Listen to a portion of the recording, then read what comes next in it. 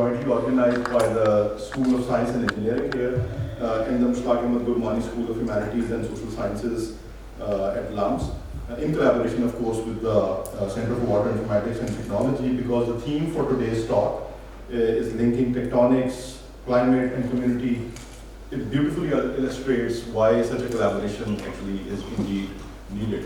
So, Dr. Ismat, we would first like to call up Dr. Sana to just say just a few words. Oh, sure, yeah. And so that we can underline this collaboration and reflect on this kind of interdisciplinary work that is really needed at LUMS and other places. So just over to Dr. Sana just for a few minutes. Please, of then course. We'll go over to your introduction. Thank you so much. Hello and assalamu alaikum. Thank you so much, Dr. Abubakar, for letting us share this platform. The Environmental Studies program at the Mushtaq Ahmad Gurmani School of Humanities and Social Sciences is an interdisciplinary program that has been collaborating with WIT/SSC for course development and research workshops over the past few years. Our most recent engagement this semester has been with the WIT Reading Circle, organized by Mohammed Bess, of course, on climate justice, where students and faculty have been invited to critically examine discursive and practical conceptualizations of climate and environmental justice in an increasingly unjust world. Today's seminar is also a way to strengthen collaboration for interdisciplinarity by centering the community. Too often, our interventions, policies, technologies fail to integrate communities, their knowledge systems, and their lived realities. Today, we come together to welcome and learn from Dr. Zeshan, a structural geologist and professor of geosciences at Franklin and Marshall. She is currently a Fulbright Research Fellow studying tectonics, climate, and water security, alongside, of course, community. While she is highly accomplished academically, her valued strengths also lie in being a mountain lover / nature lover, a devoted mother, and a voice for the voiceless. I also want to add that Dr. Zeshan founded her own NGO called Blackbirds, which focuses on justice for marginalized communities. So welcome to LUMS. Thank you, that was so nice. Do I need, I guess I don't need that. Thank you so much for being here. Thank you. Thank you so much for that warm welcome. You know, at any point during the talk, if you have questions or comments, please, in Urdu, English, either is fine. I'm honored to be here. I'll tell you that every Pakistani scholar I've met in the States has some connection to LUMS. So everybody talks about LUMS, so it's nice to finally be here. So a little bit about myself. I am a geologist. I study mountains and how they form. And so as I've told other people here, I get paid to hike around the world, which is really nice. But during my research, I found that even though the mountains hold the world's riches, from water to oil to gas to minerals to everything we need, the poorest people live in mountains globally, you know, and why is that the case? So I'm going to start with a little bit about environmental justice and how that ties into geology. So let's get started.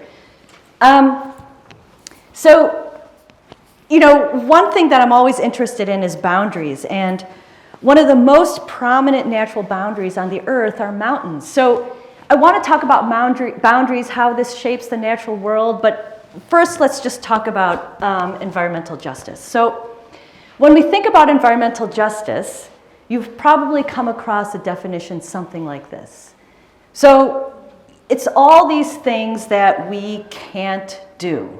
Okay, no, no, no, no, no. But if we reframe environmental justice of something that opens possibilities, gives us more opportunities, it'll help us see the world in a different way. But unfortunately, today, we don't see the world like that because we view the world as something called a zero-sum game or a zero-sum attitude. You've probably heard this phrase, zero-sum, positive sum, in the news quite recently because the world is kind of shifting in that. And what I mean by that, I'll give you a couple minutes to read because I know it's a pain when I'm talking and you're reading. So in a positive sum mindset, other people's gains are also your gains. We can see this today if we look at one example In Europe right now, the strongest economy is in Spain. One of the reasons is that Spain right now is giving work permits to refugees and migrants faster than any other country in Europe. So a zero-sum mindset. This is when we think somebody else's gain is our loss. It's a me-first attitude. And we see this just all the time when you're driving, I'm sure. Somebody cuts you off and you think they're going to go faster, but in fact, everybody gets slower because everybody gets clogged.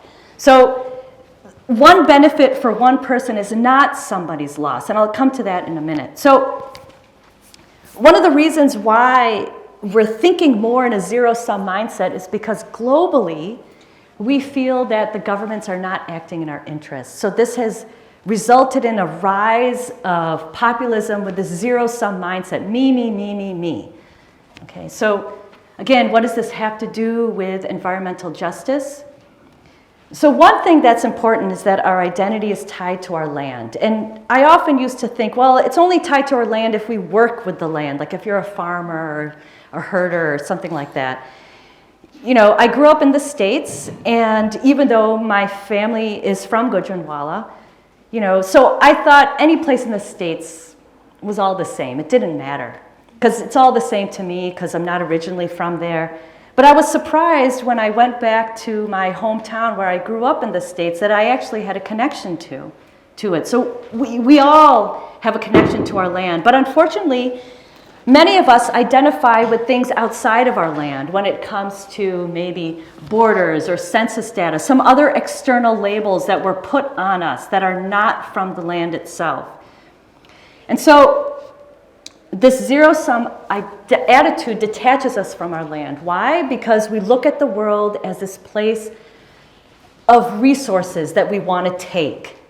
An object of control. We see this today. And what's the biggest object of control is water. Water is the biggest geopolitical issue. Why is that the case? Well, you can't have anything without water. Of course, you can't have water without water. You can't have food. Most of our energy has some component in water in it because you have to boil the water. That steam turns these turbines, which generates, which is then the mechanical energy that results in electricity. So, but in addition to that, when we think about water, I want to bring up waste equity. Without waste equity, which is often found in water, we don't have a good connection to the land. But I'm going to come back to that in a minute. What I'd like you to do now is take a look at this map. See if you can think of any place that's unstable around the world. Unstable, for whatever reason, whether you think it's economic instability, religious instability, ethnic instability. Also, does that have access to fresh water? I would say no. You know, oftentimes when people talk about wars or some instability, they think of that most recent thing, maybe it's politics, economics, but underlying that is always lack of available fresh water. If someone else controls your water, you have no life. They can say you need to pay this amount of water to have water, or you need to vote for me if you want to have water. So that instability leads to forced migration. And this is a problem, again, because our identity is tied to our land. What happens when people are forced to leave? What happens to that community? So migration is a natural thing. We've survived by migrating all the time. But there weren't these lines on the map. These boundaries were more fluid, so communities were more fluid. This is our migration today, okay? And closing these borders results in this kind of strengthening this me-first attitude, and it hurts everyone. Now, one thing that's interesting, when we look at why civilizations or empires collapse, there's a myriad of reasons, but there's always two common themes. One, there's a lack of available fresh water for people, and two, people start closing borders or trade routes, okay? So, interestingly, most of our water is found along mountains. Mountains are these biggest borders that we have in the natural world. Not only that, most of our rivers are transboundary along these political boundaries. So this further feeds into this me-first attitude. Okay, so where does our water come from? Of all the water on the earth, and you probably already know this, less than 3% is fresh water. Of that fresh water, just a tiny bit is available for us. Most of it is frozen in glaciers or underground, but our glaciers are rapidly melting, faster and faster. So the question is, where is this water going? This is an unbelievable freshwater resource. So, mountains. This is where most of our glaciers are. As I've mentioned already, this is just a map of just the mountains and a physical and a political map. This is where our global wealth is, but where the poorest people live. So my research is focused in this area right here, my current research. And I have to say, I was so excited to meet all these faculty that I've met today and students and Dr. Abubakar's lab and everybody working in there. It was amazing. So this star is the glaciers in Pakistan. There are more glaciers in Pakistan than anywhere else in the world outside of the poles. So why do I care about this area? This is my field area. This blue line is a plate boundary, and I'll come to that in a minute, a tectonic plate boundary. Why do I care about this area? In Pakistan, these mountains are growing faster than any other place in the world. They're rising super, super fast. Why is that the case? So let's look at a paleo reconstruction. So here is the subcontinent here about 94 million years ago. We can watch it as it slowly hits Eurasia. So here we go here, slowly moving. This is when the dinosaurs died. Bam, 50 million years ago, the subcontinent hits Eurasia. This is when the Himalayas start to form, okay? And most mountains take about 100 million years to form. So the Himalayas right here are just midlife. It's still squishing, still going northward, still moving up, okay? We can look at a simple kind of cross-section of what's going on. South is on this side, north is on this side. Here is the subducting plate. We'll come back to that in a little bit and what that has to do with water potential. Here we go. Bam, there it goes. Okay. I mean, geology is intricately linked to water security, and I'll mention in a minute why that's the case. So these two corners that I've labeled in yellow, they're called syntaxes. So if you see this blue line right here is the plate boundary between the subcontinent and Eurasia.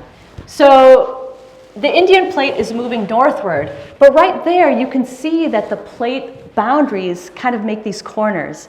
So at these corners, the plate can't move northward, it's stuck, so it moves up instead. So here, right there and over there, we have these two syntaxes where the mountains are just moving upward. Faster in Pakistan because here the rocks are more resistant, so they're not eroding. So these rocks are going higher and higher and higher. Also, what's interesting is that as these mountains are going higher and higher, these glaciers are melting faster and faster and faster. So the terrain is the most rugged terrain in the world. Here's a view from the Pakistan-Afghanistan border. It's the most rugged in the world. And you might ask yourself, does this have something to do with the instability in the area? Probably, but water is still key. As these mountains are going higher and higher, it forms tons of fractures. This is why Pakistan is earthquake prone, Afghanistan is earthquake prone. Because every time there's an earthquake happens when a fracture forms, but then there's a little bit sliding on the fracture and it gets stuck. It's trying to move, boom, boom, boom, and it can't move. And finally, when it does move, all of that stress is released literally as waves through the Earth's crust. And these are earthquakes. So here are some examples. This is from the Anti-Atlas Mountains in Morocco, and a close-up view. Look at those fractures. They're beautiful, right? Here's from Colorado, and a close-up view from Colorado in the US. So these fractures are these potential subsurface aquifers, and nobody is looking at them. And people always ask me why, and I still don't understand. I think part of it is that people don't understand fractures. They think they're messy, but we'll come to more details in just a minute. So can these fractures hold this fresh water from the melting glaciers, from these more erratic monsoons? The monsoon patterns are more erratic, so it's difficult to build infrastructure to store this water. But we have to make sure that if we access this, that we do this responsibly. The only way we can do this responsibly if we're connected to our land. So if people have control over this water themselves, it's not government run, okay? So why do I care about these potential aquifers, these freshwater aquifers? These reasons. Pakistan is one of the most water-stressed areas in the world for a number of reasons: high population, urban growth, climate change, poor infrastructure, how we use water for agriculture inefficiently, if water is contaminated. Okay. So currently, on average, we have very little water per person, below what the UN says is the scarcity limit. So we need to find something else. So we can maybe use subsurface fractured rock aquifers. They're unexplored, and it's amazing that it's unexplored. So where does Pakistan get its water? The Indus River Basin. What's labeled in brown here are the Hindu Kush Himalaya regions. These are full of glaciers. In gray are different river basins. Blue is the Indus River Basin. I love this picture on the globe because it shows how big the Indus River Basin is. Most of the water is fed from glaciers and the rest from monsoons. So the glacier melting is a big deal. Probably by 2070, the glaciers will be gone. So while these glaciers are melting, we have this false sense of security, maybe, that there's a lot of fresh water, but I'll come to that in a minute. So what's also interesting is that this river basin crosses a lot of boundaries. We can't heal or access fresh water or really heal accessing fresh water without recognizing this. This is something that Dr. Azim Shah has even written a book about, are these transboundary river basins, that you can't ignore it being transboundary. We can take another look, and we're going to see this map quite a bit. This is the Indus River Basin. In red, it's the political boundaries. It crosses a lot of political boundaries. The greens are barrages, orange little rectangles are dams. Just to give you an idea, and look at the topography where the Indus River Basin is. Okay. So this area right here has tons and tons of fractures, tons. So here's a question. This is what I'm asking. Can we alleviate water insecurity in Pakistan by accessing these new freshwater resources? But we need to do it with people, with community scale, sustainable approaches. So instead of trying to fix our own infrastructure, maybe a holistic approach of working with community, using science to do this. So all of these issues, glaciers, monsoons, climate change, agriculture, many different disciplines examine these. So what I'm trying to do is maybe look at it through a new way, through a geologic lens. Why does this matter? So let's start with glaciers. So you can see the beautiful glaciers, northern Pakistan. Notice that it's green here and brown in Tibet. I'll come to that in a minute. Rapidly melting. So if they're rapidly melting, like I said before, it may give us a false sense of security that there is a lot of fresh water available. But it may not be, because once these glaciers are completely melted, then what do we do? So having this false sense of security, it may slow down policy change that we need. This is a map that's scaled by population. Okay, so the bigger the country is, the more people that live there. This area is sourced by the Himalayas. Probably even, I should make the circle actually a little bit bigger. So it's a lot of people. Once these glaciers are gone, what are these people going to do? It's going to lead to political instability, of course. People are going to migrate. There's already, people are closing their borders even more What are we going to do? So let's take a look at monsoons. I'll let you read this. So the monsoons are becoming more and more erratic. So that's difficult because we can't plan agriculture, we can't plan storage. Maybe the storage infrastructure is weak already, but with erratic monsoon patterns, that makes it even worse. Heavier monsoons melts the glaciers even faster. So that's another problem. So it's this vicious cycle, okay? So what is the role of mountains in these, okay? So our monsoons come from ocean cycles. As moist air comes, it hits these mountains and it rains. So you've probably seen a diagram, something like this in middle school, where you have the windward side and the leeward side. So this is India, or the Indian subcontinent, and this is Tibet. So all this moist air, it precipitates here. As it rises, there's dry air and it sinks. So this is a very simple idea. But it's actually more complicated, because in this model, we're thinking that the mountains affect climate, or affect weather, I should say. But the weather patterns affect mountains as well, and why does this matter? Okay. So, like I said, this is a very simplistic pattern. We could think about this in another way. Let's look at this diagram. Here the monsoons come, they erode the mountains. Mountains can only reach a certain height because they can only reach a certain height because the crust can only handle a certain amount of load or weight. So once those mountains erode, then they can start uplifting even more. You uplift even more, that means there's more earthquakes.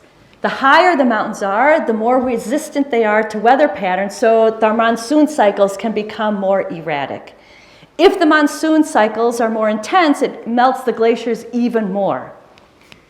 So this becomes more problematic with climate change, which I'll get to. So this cycle, this pattern has been happening over the past 50 million years. But why are the monsoon cycles and the glacier melting so erratic now? Okay. So like I said, this is happening, this has been going over 50 million years, but something different is happening now. Of course, it's climate change, okay? So something is happening to make this a little bit different. So with climate change, before these moist air comes to the subcontinent, it hits the Himalayas, and then rain precipitates. What we see now is that the subcontinent, and in particular Pakistan, experiences these intense heat waves, okay? So what that means is that the land heats up faster than the water. So the land is super hot. Hot air rises. That creates this low pressure system because there's less material there we can think of. So this high pressure system over the ocean fills in and comes to fill in this low pressure system, because high pressure always moves to low pressure. Hot air can absorb more water. We see this all the time with hot, humid days. So the hotter the land is, the more water it can absorb.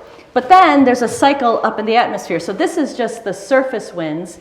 It connects with the jet stream up at the surface. So this low pressure system, it moves up, and then there's a high pressure system in the jet stream because it's full of water that moves to the low pressure system because air sinks down. And if the air is hot, or if the land is really hot because of this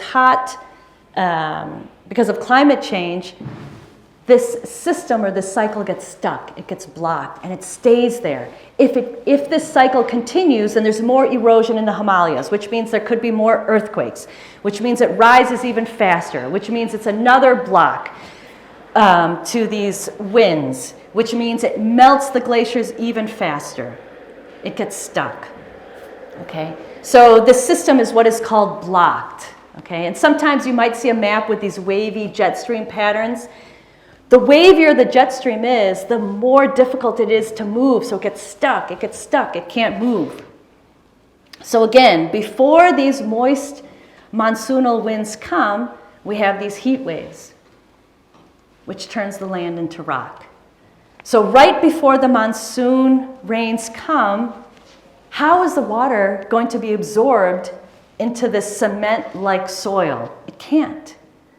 So there's extreme flooding in Pakistan recently. Yeah, because of erratic monsoon cycles. Yeah, because of a lot of glacial melting. But also the land can't even absorb the water, so that's a big problem. So all of this stuff is due to climate change that we talked about. There's one other factor, agriculture. And we talked a lot about this in Dr. Abu Bakr's lab, which was pretty amazing. So the Green Revolution was great in some ways. It helped feed a lot of people. But with this, it also helped deplete a lot of water. Okay, right now, Pakistan is the world's most overstressed groundwater reserve, right behind the Arabian Peninsula. So we use tons and tons of water. The surface water is gone, so we're pumping water. It's unlimited pumping because it's free. Put up some solar panels and you can pump, pump, pump. This leads to salinization of soils. Once the soils become salty, they're ruined. The reason why this happens so much in Pakistan is we have what's called an unconfined aquifer system. So the surface water and the groundwater where we pump is connected. So when we flood the fields with water, it's really hot, so it evaporates, so that water becomes saltier. And we keep using it over and over and over again because it's connected. So the water becomes even more salty and more salty. And we think, well, we have to pump more water on it to dissolve the salts. But sometimes pump more water on it makes it worse because that water is really salty. Because it's unconfined. Because there's no like barrier separating the deep water from the surface water. Also, there's low topography. In other words, the Indus River Basin is really, really flat, so it doesn't drain. It just sits there and gets evaporated even more. And we don't have good infrastructure in Pakistan to help with this drainage. So we have poor drainage, infrastructure, and over-irrigation, and so it's just increasing the salinity of the soil.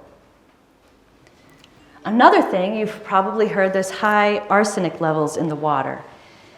This reason is because these rocks are really, really young. And some rocks just naturally have arsenic in it, okay? But because you have that low topography, it just sits there and absorbs the arsenic. But what makes it even worse, they're young sediments, but it's an arid environment. When it's an arid environment, the water becomes more basic because there's a little bit of calcium naturally in the rocks, so that gets kind of concentrated. With a high pH, it helps absorb the arsenic even more. You have a low topography. The water's not washing out of the system. It's not flushing out. And this is a map of arsenic levels. So pretty high arsenic levels. And what happens with arsenic? Impaired cognitive development, diabetes, cancer. So you might ask, why are we still drinking this?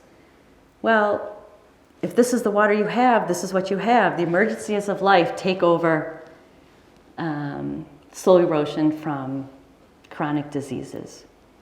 So what we're doing now is that we're exploiting this unconfined aquifer system. But what I'm asking is, what about these? These are totally not used. No one's thinking about it, and I don't know why. Why don't we use this? So how do we get to these fractures? Thank you, Razak Saab. So what do I do as a geologist? So again, here's a map of the Indus River Basin with the topography below it. A bunch of the mountain regions are mapped, are labeled. This area is an area where I've studied these fractures just from maps and GIS data. I'd love to go out in the field. So I've broken up these areas into different regions based on major faults or major tectonic breakdowns. So now let's take a look at this without the topography just to make it a little less messy. So here's this area without all the topography, and all those little tiny lines all over it are these fractures. It looks like a lot, but this is pretty low resolution. If you go into the field, I'm sure it's full of fractures. And all of these fractures tells a story. We can do something with it. So I've plotted these fractures on what are called stereo nets. You don't have to worry about it, to try to get an idea of what's going on. So why would I care about these fractures? So what can I do with these fracture patterns? Very basically, we can look at these fractures in 3 dimensions. This is a very simple example with all these different types of fractures in 3D. These are these stereograms where I plotted them on. And I use these stereograms because these fracture patterns can tell us something about the stress history. Stress is just the intensity of a force. And forces or stress create different types of fracture patterns. And I can get a story or get a pattern of what these fractures are doing. But with these fractures, I can define what are called fracture-bound blocks. The fractures, they create these blocks throughout the rocks. And the orientation of these blocks might tell us how fluid is flowing. So if we take a look at this block right here, here's a bunch of them all put together, and I've just put arrows there to say how fluid might be flowing through these blocks. So we might ask, and I asked this too, and people have asked me, why is this underexplored? It seems so obvious to me for a lot of reasons. You look at something like this, it's all fractured, people think it's a big mess. It doesn't make any sense. How am I going to figure anything out? It's just blah, blah, blah, big mess. And also in geology, fractured rocks are not sexy. People like to look deep into the rocks where the colors change and they're all molten and you find different minerals and rocks. In the fractures, you don't find anything fancy like that. There's nothing there, nothing useful. There's no gold, blah, blah, blah. So also, people worry about with earthquakes, these fracture patterns change. But that's okay. We can figure it out. We understand earthquakes to a degree enough where we can figure out how these fractures change. Okay, so all of this can be figured out. So here's a simple example from Utah. There's just fractures, and I put a meter grid here with some string just to give me some scale. Just an example. And I plotted all these fractures. I plotted them out in the stereo nets, and these are these fracture-bound blocks I developed from this simple pattern. And so we can figure out how water may be flowing. But, you know, we have to look at, you have to go to the outcrops themselves, even look at rocks under the microscope to get more details, but we can do this. But what I really need is to figure out the stresses, the forces that are there that might be creating these fractures, so I have a better pattern of what's going on. So how do I get to these stresses? So the shaded region is where I studied all these fractures. One, we can do a paleo reconstruction. So what I showed you before was a simple map like this. But we can look at the Indian subcontinent in more detail with all these faults and other different land masses that are all connecting and hitting each other.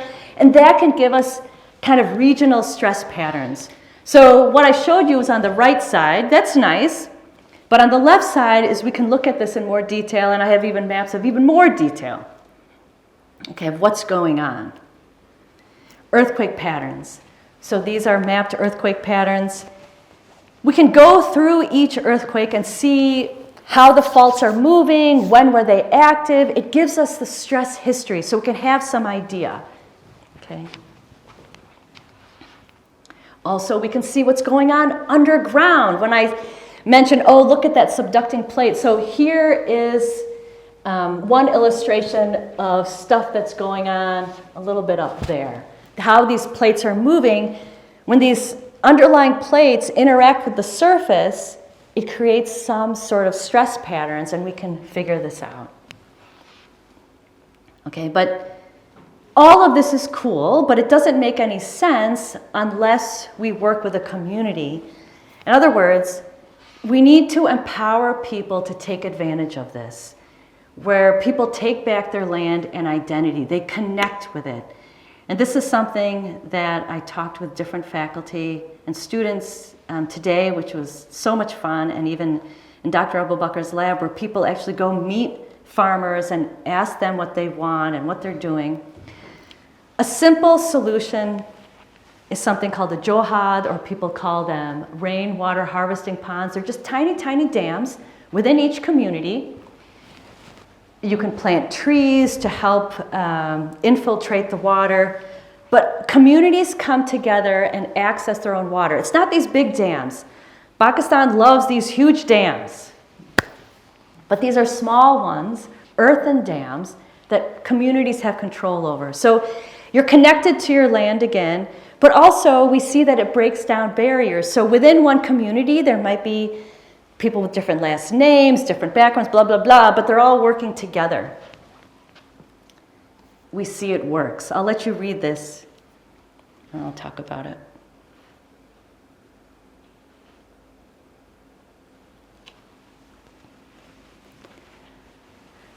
So it always comes back to empowering people. If people are empowered, that connection with the land will be there, and we'd be more willing to behave in sustainable ways. When Dr. Sana was giving the little introduction, and she said that I have this NGO called Blackbirds. One of the reasons is that I found when I'm in college and I'm talking about climate change, no one really cares. Maybe some people care, but it's all theoretical.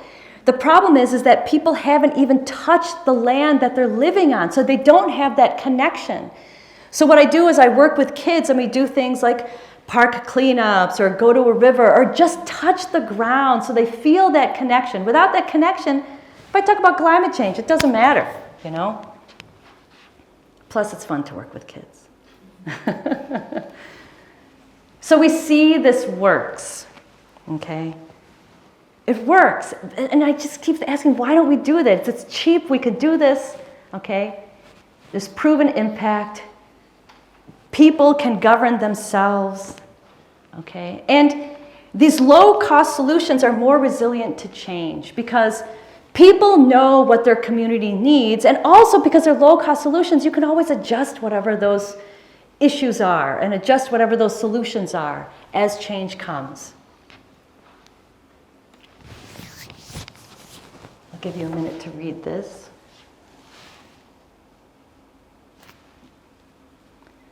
Okay, but to do this, like these traditional methods, they need to be scalable. So for them to be scalable, there needs to be some investment, either from the government or the private sector, which can be problematic because they may take ownership away from the people, but I still think it can happen. So I've used these terms maybe interchangeably, but they're a little bit different. Nature-based solutions and traditional indigenous methods. So people like to say traditional indigenous methods because it's kind of in vogue, but it's really not much different than nature-based solutions. So we can look at the two, and they overlap in these Venn diagrams. Basically, nature-based solutions, they're more science-driven, they're scalable, NGOs love them. And traditional methods are more community-based. They're often smaller scale, community-driven, but they overlap quite a bit. That example with the johads is one example right there. So why is this not working in Pakistan, or what is Pakistan doing? A lot of it is because we see water through a zero-sum approach lens, okay? We don't see it as something that if it's good for everybody, it'll help everybody. So what are the things that Pakistan does? One, we see water as this national security problem, okay? So, you know, particularly with India, although we share a water basin with Afghanistan, so we ignore these domestic mismanagements. We want to build these big dams or get angry at India when they build dams. Colonial legacy, again, of dams. But also, I think about colonial legacy of how colonists labeled people, and that breaks us apart too, because we end up absorbing these labels rather than where we are on our land. Poor governance. And we don't adopt these nature-based solutions. They're cheap. I don't know why. I guess it always has to do something with money. Somebody wants to make more money. I'm not good with money, so I don't know. So a positive-sum approach recognizes that a healthy basin is good for everybody. You know, it's transboundary, but who cares? So I have a little bit more. Don't think this is the end. So despite water scarcity, we are not willing to try these nature-based solutions, and I'm not sure why. So what else? I spoke a little bit about this. This is this fracture map right here. What I've labeled here in orange are hot springs in Pakistan. Pakistan has so many hot springs, and the temperatures are high enough where we could be energy independent, geothermal energy. I don't understand why we're not using this. And all of this water is coming from these fractures. These fracture patterns go deep, and they come back up. So we have isotope data that shows where this water is coming from. It's coming from these fractures, and it's coming from high elevation. A lot of it is glacier melts. Some people are like, oh, why are we going to pump more groundwater? This is a problem. We shouldn't be pumping groundwater. We're already over pumping. So if we rely on groundwater, even sustainably, it could be a problem if other people take advantage of it. But we might have to use it now. My argument is, well, we need water now, but also we can clean the surface water very easily and make money from it. Okay, so what's wrong with our surface water? Primarily, there's a lot of human waste, organic waste. But the cool thing about this is that this organic waste could be used as power. But before I get into that, I just want you to read this, that living with waste destroys your imagining of a future. It can stop you from dreaming. And this happens all the time. If you go to marginalized areas where the government isn't taking care of your land, you start identifying with that. You may think you're not valued. It doesn't matter. We even see this in war zones. When there's so much environmental destruction, how does a community rebuild, especially after generations? You may start identifying with that. You're not worth it. So this is the same thing with dirty water. We need water to live, but if you're surrounded by dirty water, you can't even imagine or hope for something better. Not everybody, but it can happen. So how does this change the trajectory of a society? Okay, so water and waste equity, that's critical. What can we do with this waste? Anaerobic digesters. So anything organic, when it decays, it creates methane. So even your half-eaten apple, you let it sit on the table, it's giving off methane. That methane can be captured. Methane is just natural gas. It's produced naturally all the time. We just let it go into the atmosphere.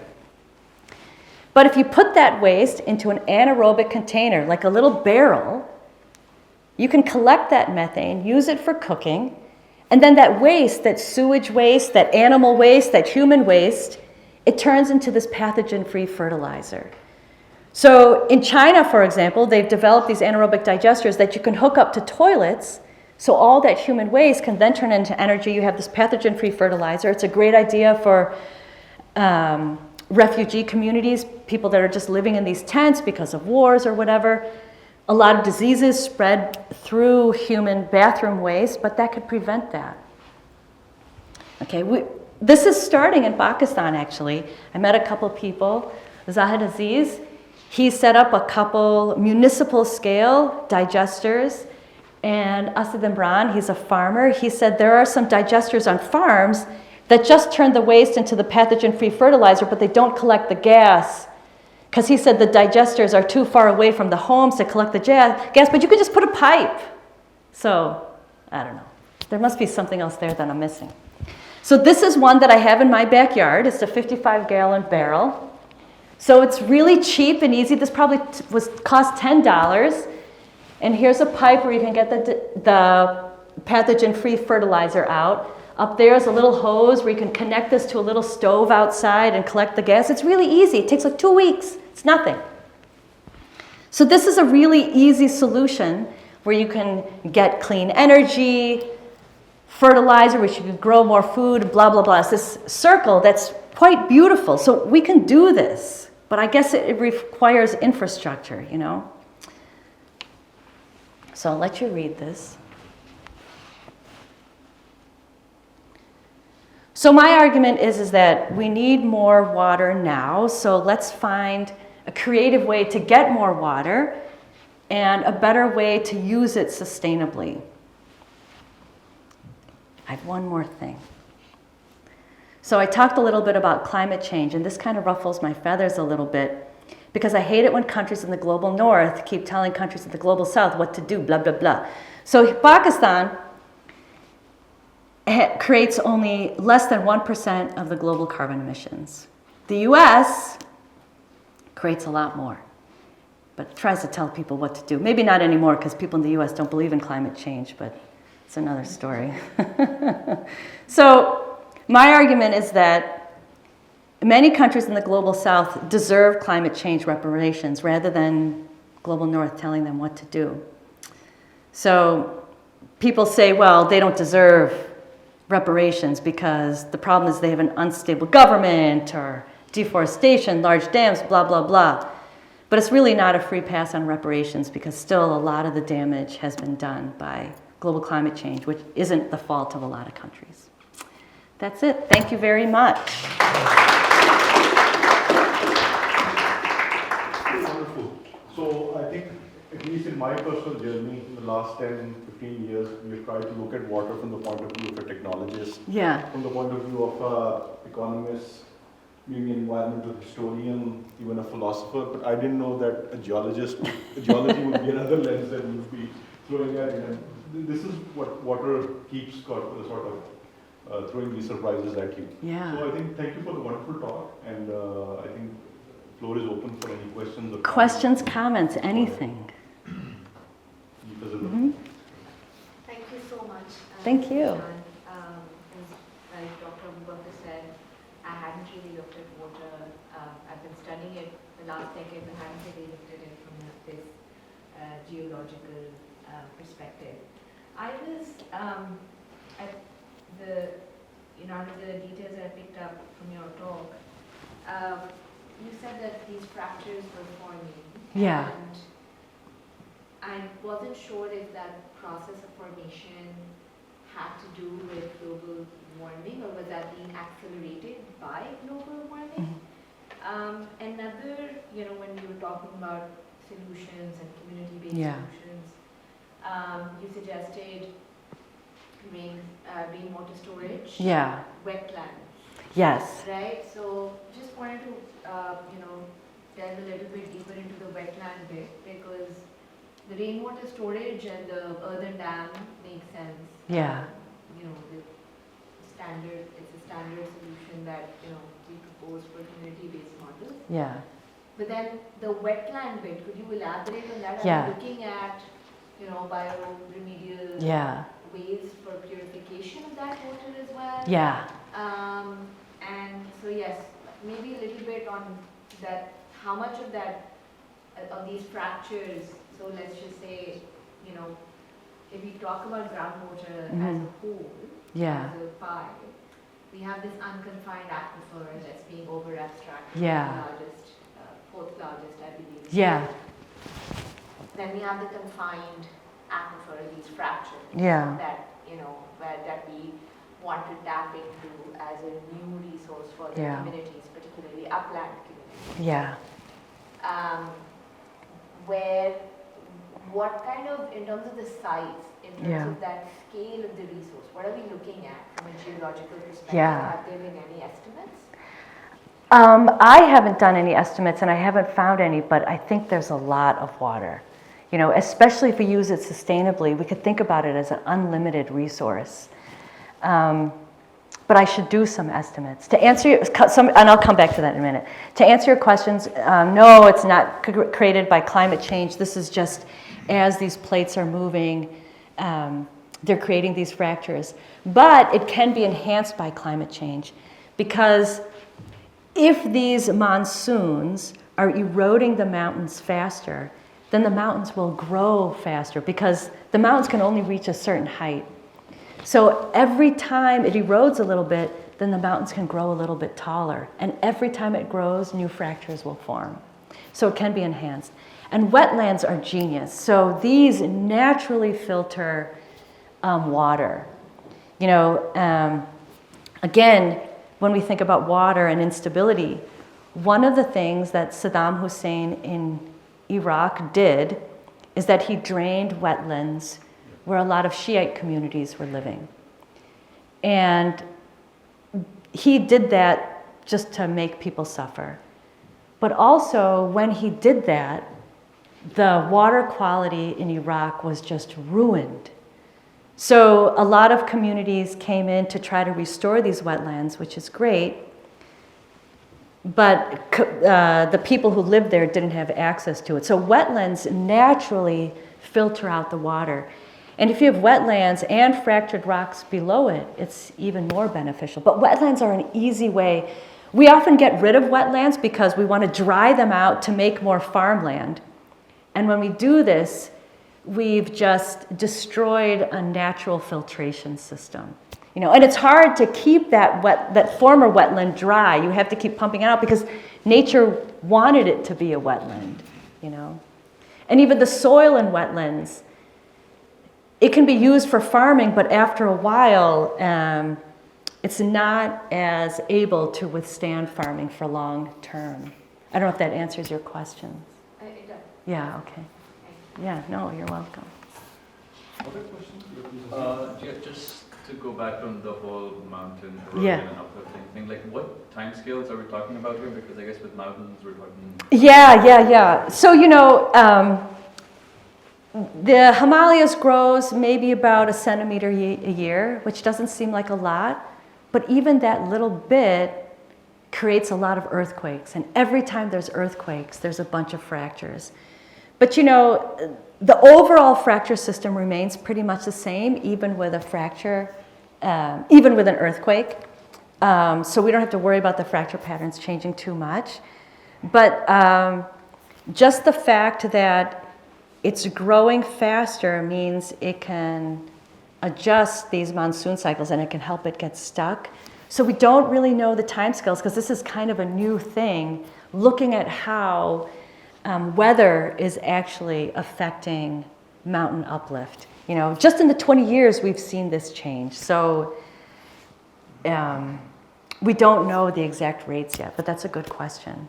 And this is what I was wondering as well, that with this very incremental few centimeters taller mountains, the feedback that you were talking about on the monsoon patterns, is that well studied, like a few inches of a higher? Yeah, a few inches doesn't make a little difference, but I should get back to like the order of, you know, that would take maybe 10 million years or something like that to really make a big difference. Yeah. But the little difference in the fracture development and even just getting the clouds stuck there and keep precipitating, you know, this is kind of a new thing that people have realized. So, you know, to really make a difference, it's like millions of years time scale. But still, I wonder about the fracture development, and it's not just eroding and sitting there. It's keep uplifting, so these monsoon cycles keep getting stuck with temperature and uplift. So you know, this is just a new thing that probably the last 10 years we've looked at, you know. But Pakistan is the example where this is happening. Yeah. Mm-hmm. So the way that you talk about the water and the fractures, Yeah. I mean, it's a free source of, it's an additional source of water. Yeah. And it sounds, I mean, too good to be Yeah. true. And I mean, so history is like full of lessons. With, Yeah. I mean, so initially something would sound like something like that. Yeah. But then unintended consequences. I mean, what risks do you see? You know, if you start doing that? and it happens all the time. You overpump and the ground collapses. Also, if you overpump and you're near a sea, then salt water can then infiltrate into these fractures. But overpumping is the biggest fear. But also, another problem is that these fractures, you don't always know how deep they're still open. You might say here's a fracture here, and it's only open, and then all of a sudden it's closed and it's not holding any water. So that could be a risk too, you know. But from what I know, people really haven't looked at this. It's not that there's not any wells where there's fractured rocks. Of course there's wells. But I think it's just almost luck that they happen to go in a place where there's a nice fractured rock aquifer, you know. And that's a good question, you know.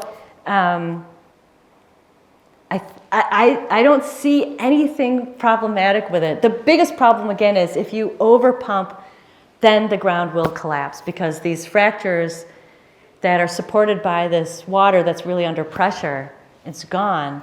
But if we use it sustainably, and that's the critical link right there, you have to use it sustainably because if you don't, that water is gone too, and then what? You know? So, but yeah, it's a good question. But we won't know until we try. Yeah, I think the question would be that when people, indigenous people, figure out, looking at those stress strains, Yeah. whatever those numbers mean, Yeah.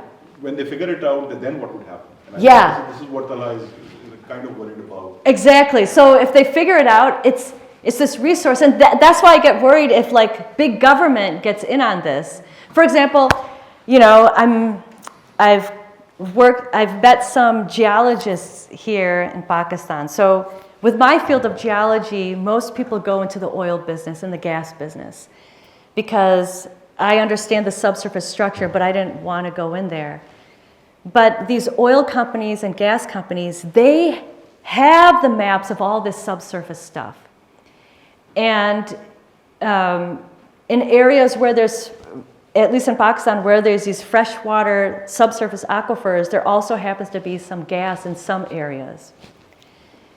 If you drill there for oil, it could mix into some of these subsurface aquifers, which happens quite a bit. It happens even in my home state in Pennsylvania, where oil is now mixing with these subsurface aquifers. But I would like to get this data from the geologists to see, they've mapped everything. Somehow get it and tell them I don't want to use it for oil, but if I tell them I want to use it for water, I don't know. Like, for example, I was talking to Azim and Abu Bakr. I mentioned my research to one of my youngest daughter's parents at school. She works for the UN for China. She got all excited about it, and she was telling me, we have to get these Chinese businesses in, we can make a profit, do some business, blah, blah, blah. And I said, whoa, I want to talk to my colleagues about it first. She goes, don't talk to your colleagues, just talk to me. And I was like, oh. So it's already, people are trying to make a profit, and water should not be profit, you know? So, yeah, there was a couple of, I think you had your hand up? Yeah. Okay. So, Go ahead, yeah. yeah, I'm trying to understand the pathway of utilizing these resources for food security, particularly in our region. Yeah. So what I understand is that you are suggesting for maybe small dams, community-based. That's just one example, yeah. But in the maps, what I saw is most of these resources are towards the western side Yeah, of the Indus Basin, yeah, whereas the food is being delivered from the central side. yeah, So we have a lot of small dams already there in Pothohar region. yeah, So if we make all those small dams maybe towards the same side, yeah. how would they help contribute in food security? I think the way it has to be connected through canals. So if we need more water on the central side or even the eastern side, if there's some canal connection, then we can do that. But the problem with that is too, I don't like the idea of taking water out of a region and putting it someplace else. It should stay within that region. I don't know, continue. Why did this model work for the Pothohar region? I mean, there are a lot of small dams over there, and I mean, Yeah, I'm not sure because there's tons of fractures there too, unless they over extracted the water. But they have those small dams too, huh? they are not contributing towards the food security which is being generated from, let's say, central Punjab. Yeah, I mean, there is, even in the most recent Green Pakistan initiative, when they were trying to have this huge system in the Yeah. these deserts, converting the deserts Yeah. into green. So they were trying to deliver the water from the surface water from one side to another. Still Yeah. there wasn't It didn't any- work. Yeah, it didn't work. it didn't work. So maybe, I mean, Yeah, I mean, transportation and transporting the water is very difficult. It's like the heaviest thing. And it didn't work already. I don't know. But I think there has to be a way because underground, to me, there's probably huge lakes, vast quantities that if we can use sustainably, but transporting it to the central part or where people have agriculture, canals, but we need non-leaky canals. But why are we even thinking of transporting the water? Because perhaps those regions where Become agricultural hubs. they will become agricultural Yeah. hubs if there is water going to be available. Maybe agriculture hubs shifts. Yeah, No, mountainous region. I understand. Oh, it's like, yeah, it's the mountainous region, but it's like the fractures also right adjacent to the mountainous regions, right in the basin, right next to the mountains. There's still tons of fractures. But even if it's in the mountainous regions, since it's a high elevation, they can be easily moved to a low elevation, just gravity. You know, we could have some flows or something like that. But there's still a lot of fractures right in the Indus Plain, right next to the mountains. It's actually, You know. I have more questions if, Oh, yeah. Rasa, please. Gee, thank you very much. I enjoyed that. Just a very quick question. Could you give us an example from a global south context in which at the community level, using low-tech Yeah. initiatives, Yeah. on scale, water scarcity was adequately addressed? I mean, from Yeah. some place that you've studied or some place that I you don't know any. And, because my focus is mostly just the geology.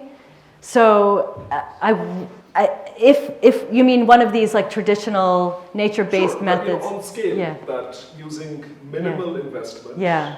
low-tech infrastructure, And then it can be scalable. Not as a prototype, but Yeah. this, in this country, this province, this district. Yeah, I actually don't know. I'm sure there are some out there. I don't know. Dr. Shah, do you know maybe? On scale, I don't want to I put would you on say- spot. No. On scale, there has been some interventions in India where they have subsurface storages in the form of these ponds that they create, and then they let the water basically percolate through certain sort of artificial subsurface storages.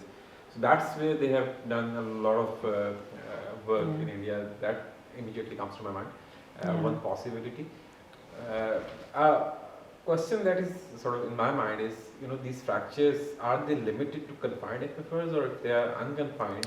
You can have confined and unconfined too. Yeah, so, there's tons of fractures underneath the Indus Basin, but those would be really deep and hard to access. Also, if you drill through the Indus River Basin where there's already unconfined aquifer, that water's already salty, and then it can ruin those fractures down there. So if it's part of unconfined aquifer, then ultimately this water would come out somewhere, Yes, right? So if not in the mountains, Yeah. we'll have this water somewhere down the line somewhere. coming out Yeah. in the plains, for instance. Yeah, So, thinking, through why we need to, let's say, conserve that water there, if it is being already used somewhere else, it is benefiting someone, yeah. Down the... Or it may not. It could just be stuck there. So even when the glaciers are melting, if those fractures are full, they won't infiltrate anymore. So there's a lot of water that's confined, that's underneath it, that has never been tapped. So it's water that's never even been used yet, and it hasn't resurfaced. It just stays underground. Some of it resurfaces in these hot springs, but a lot of it doesn't. So then, the important thing is Yeah. to identify, those confined aquifers, Yes. for instance, Yeah. if we want to tap into that, or whether that will be sustainable or not. Yeah. That would become a huge question if Yeah. any sort of NGO or local organization, they want to use that water, would that be allowed, or Yeah. is it something that we can tap into, considering it would be polluted? And if it gets polluted, then it would be another problem. Yeah, it would pollute the whole subsurface system. Exactly. That's So a big the problem. Sustainability part is more important before tapping into this resource. That's what I 100%. You have to make sure that if you use this, it doesn't connect to anything polluted and then repollute that whole subsurface system. It's a huge danger. Big danger. Actually, It is exactly this thing that goes back to the debate between decentralized versus a central regulator kind of a thing. Yeah. The question that you were asking about communities managing this. So Yeah. Eleanor Ostrom's work, I mean, I think that is she won a Nobel Prize for exactly Yeah. studying communities who have managed aquifers and irrigation canals and all in a very decentralized way, really Yeah. showing that is also possible. And traditionally, over the centuries and in places around the world, this has actually happened. So there Yeah. are definitely examples of this. Well, Yeah. I also think that, the whole theory around community-based management of resources and particularly commons and common pool resources like these fractures and Mhm. aquifers and lakes, ponds, it assumes a certain agency that rests with community members, Yeah. right? And that assumption, I think, is very important. Yeah. Particularly when it comes to communities, and even within a community is a blanket term, right? Yeah. When we go out into the field, we know who are the easiest community members to check off the stakeholder consultation. Yeah. Right? They're typically the more well-to-do, the more community members with agency. They may not that the well-to-do farmers may not necessarily represent the farmer who has 5 acres of land. Yeah. And the endowment of the well-to-do farmer is completely different, from Yeah. the person. So that I feel like that assumption that we make with nature-based solutions, as well as more traditional methods of common pool resource management, is that communities have agency. I mean, and there are cases where they naturally come together. Yeah. We organically collect and It's this romantic view we have of that. Yes. Yeah. And those are we see best case examples from around the world, and we think that yes, this is ought to be done. Yeah.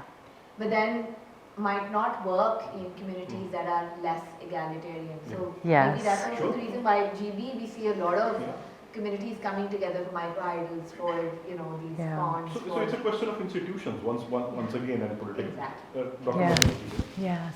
Mariam. Traditional local populations in parts of Balochistan have used caress systems. Yes. Yes. And I was just wondering if there is a link between this and, sort of taking on like subsurface aquifers and how they use those water. I systems. totally think there is.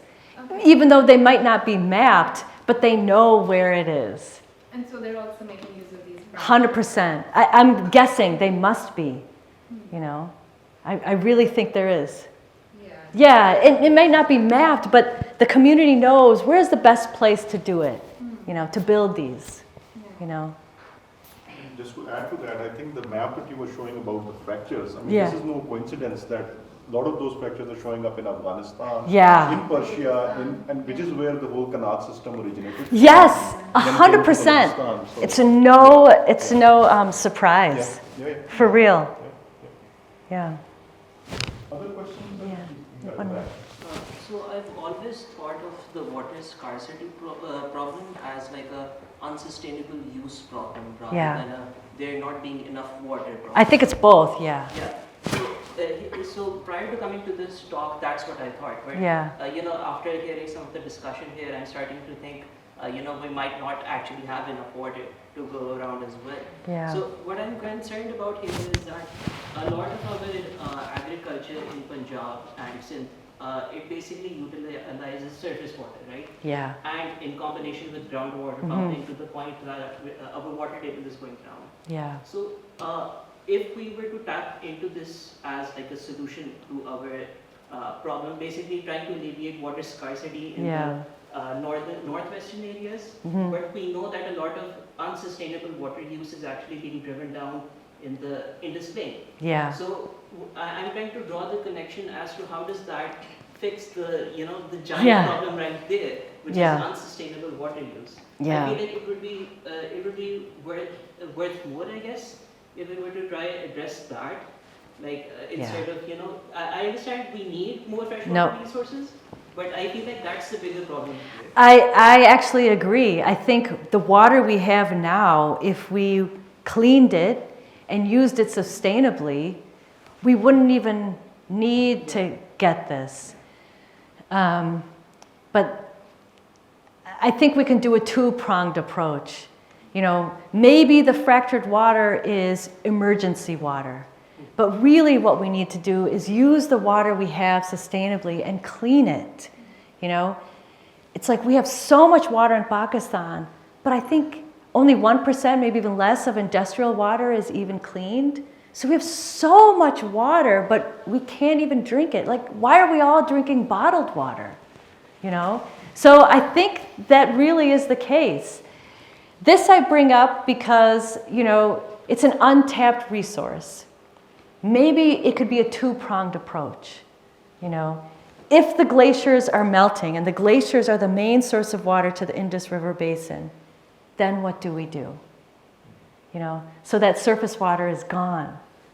And you know? if let's suppose, you know, we have done irreversible damage to our climate at this point. Yeah. So I'm going to assume that we're going to lose at least a sizable portion of our glaciers by 2070, if not Yeah. all. Yeah. At the rate I know, I hate even thinking about it. So if we're talking about, you know, projecting into the long term, Yeah. how do we make sure that we still have access to that freshwater resource? I know. How do we conserve it such that either if it's stored in our groundwater or Yeah. otherwise it doesn't have to be dams. I know. But we still need access to that water, and it's, you know, it's pumping out into the sea. Yeah. So the long-term problem is basically we need to conserve that glacial. 100%. You know, maybe if, and I hate putting a price on water because that's what we need to live. You know, if we had better farming techniques, and, you know, the richest countries are building these desalination plants. That's also not equitable because it costs a lot of money. It uses a lot of energy. And then what do you do with the salt? They typically dump it back into the ocean, which changes these ocean cycles, which further complicates global climate change. You know, it's not an equitable solution. So we have to use what we have sustainably and really clean it. And there's easy solutions to clean it, you know. We just have to invest in it. And, you know, it happens all the time. Until these problems hurt the richest, most powerful people, sometimes things don't change. So, but the richest, powerful people in Pakistan have access to the best water, you know. So I wish I had an answer for that, you know. I hate thinking about the glaciers being gone. This is our source of water. And again, what does it do? And I think, I know it sounds a little cheesy, but a simple thing is if we were more connected with our land, like we identify with political borders, with labels that colonialists put on us. If we identified with our land, we would be stewards and we wouldn't be in this situation. You know, I know it's overly simplistic, but that's what I really think that it would work, you know. Let's take some final question, maybe final question or two. And there's a lot of issues with what I'm proposing, you know, but I think we won't know what these fractures really hold or what the potential is until we examine it. You know, I did a lot of this analysis on mountains in Utah and Colorado in the US, and we were able to really detect flow paths and where the water was flowing and where the water was held just based on this simple mapping. So I think we can do it. So yeah, I can locate it, but then the question is, how do we use it? How do we access this? How do we not destroy this as well? You know. So I think that's a very nice conclusion thought, that the scientists can do the work of the science and figure out what is out there. Yeah. But then we leave the figuring out that craft. We keep sort of pointing our fingers towards them. Well, you guys can figure it out. Yeah. Okay, so let's give a big round. Thank you so much. Thank you so much. Thank you again. So I think we have a little souvenir and. Oh wow. Thank you. If you have any concluding thoughts, please feel free to. It was a very wide-ranging and extremely interesting talk. I learned a lot. Even little things. As a teaching technique, you're putting something up and say, please read it. One of the things that I really hate is when people read out what they have on their slides. It is so bad. And that's not to mention the way you brought in economics, geosciences, engineering, physics, everything. There was a lot to think about in that. There's a lot I disagree with. I hope we have a chance to discuss it. I hope so too. And you should. I mean, there's a lot of good questions here that... It was very, very, very interesting. So thank you very much. Thank you for a very enjoyable day here. Thank you so much. This is a small gift from Thank you LUMS for so much. I appreciate it. And you know, his father was a geologist. That's probably one of the reasons why I might disagree. But thank you very much. I would love to hear. Good. And like even your questions, there's still like a lot of the answers where I don't know, you know, and this is something that I'd like to explore. So, and why not? Thank you so much. Thank you very much.